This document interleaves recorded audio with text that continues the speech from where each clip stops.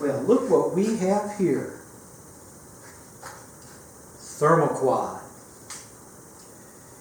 This is one of the finest carburetors I've used for general street duty and little high performance action at the same time.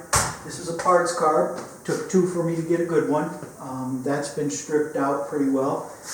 The one over there on the car is the good one now. There's a lot of YouTube videos that go into how to rebuild a Thermoquad, and I'm not going to do that. If you're watching this, you probably have seen the other videos, and you already know how to rebuild a carburetor, and this is no different. It's actually kind of simple. It's not difficult. The only thing I'm going to say is when you're ready to rebuild one of these, get a good kit.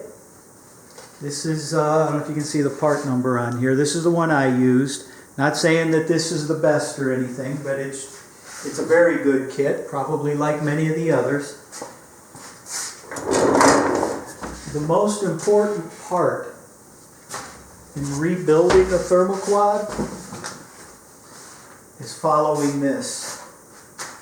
And that kit came with these instructions. Pretty good breakdown of a Thermoquad. May not be exactly like yours, but it's going to be really close where everything goes.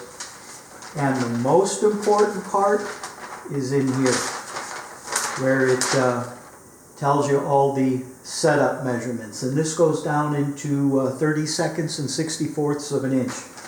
It gets pretty tight on the linkage adjustments, the height of the accelerator pump, and you know how to set everything to work together. And you hear a lot of problems about Thermoquads, thermobog, hard to tune, da-da-da. Well, it's not set up right. And if you don't have it set up right, unless you really know these things and can walk up and do one little tweak, follow the directions. It's going to work really well right after rebuild. Now, one more thing I want to go through, a couple things actually. Got it on the car all set up, do your basic carburetor adjustments, get your idle up close to where you want it, set your mixture screws for, I like to use vacuum, put a vacuum gauge on it and adjust the 2 of them until you've got the highest vacuum, the highest lean vacuum. You don't want to just screw them out and leave it. You want to bring the screws out a little bit at a time until your vacuum doesn't increase, and go back and forth between the 2, just like any other carburetor.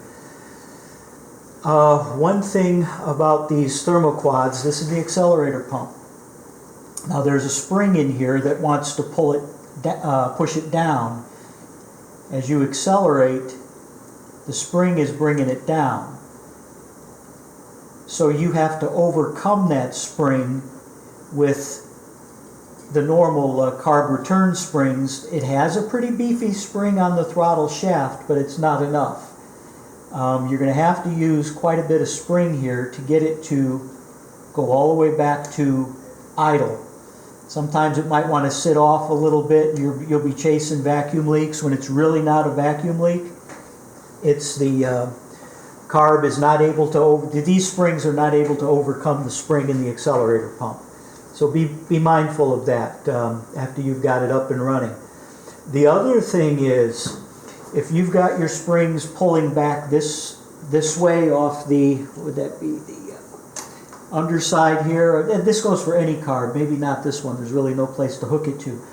But if you're pulling with your cable and your springs on the same side of the shaft, you're going to wear out that bushing quicker than if you had your springs opposing your cable. Now the shaft really, when you're at load, the shaft really isn't under very much strain at all, because the cable pull and the spring pull are opposite each other. They're not both pulling in the same direction. That make your carb live a little bit longer and not wear out that bushing quite so quick. Other than that, let's start it up.